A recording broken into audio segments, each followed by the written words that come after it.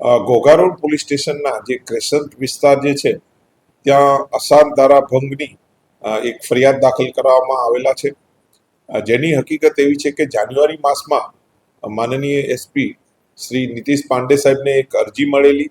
જેમાં વિગત જણાવેલી કે આ જે એરિયામાં જે છે કૃષ્ણનગર સર પટણી રોડ ઉપર આવેલ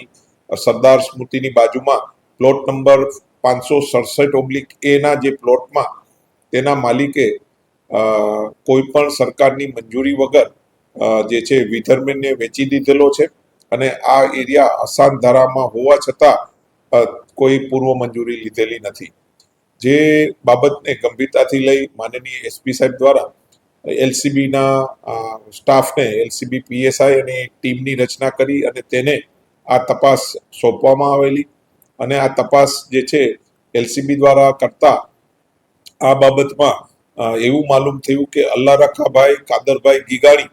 જે છે તે આ પ્લોટ નંબર 567/A માં રહે છે પરિવાર સાથે, અને તેનો મૂળ માલિક જે છે દશરાજસિંહ ધર્મેન્દ્રસિંહ ગોહિલ, તેણે પર્સનલી આ જમીન જે છે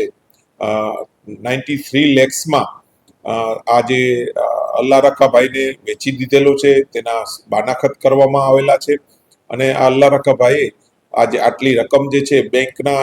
જે ટ્રાન્ઝેક્શનથી આપેલી છે, જેથી આ અસાન ધારા વિરુદ્ધ આ ગુનો બનતો હોય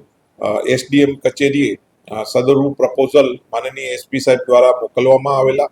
અને આ બાબતે કેબી ચાંદલિયા સાહેબ સિટી મામલતદાર સાહેબ દ્વારા ગઈકાલે ફરિયાદ દાખલ કરવામાં આવેલા છે, જેમાં દશરાજસિંહ ધર્મેન્દ્રસિંહ ગોહિલ, અલ્લા રખાભાઈ કાદરભાઈ ગીગાણી અને તપાસમાં જે બી ખુલ્લે તેની વિરુદ્ધ ફરિયાદ દાખલ કરવામાં આવેલા છે.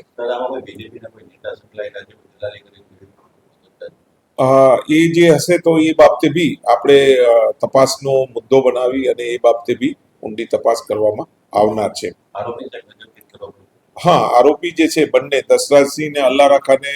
પોલીસ દ્વારા હસ્તગત કરવામાં આવેલા છે અને હાલમાં તેની પૂછપરછ ચાલુ છે.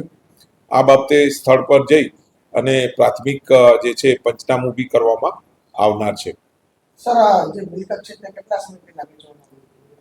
એ જે છે એ આઈ થિંક 5 થી 6 મહિના પહેલા વેચવામાં આવેલા છે.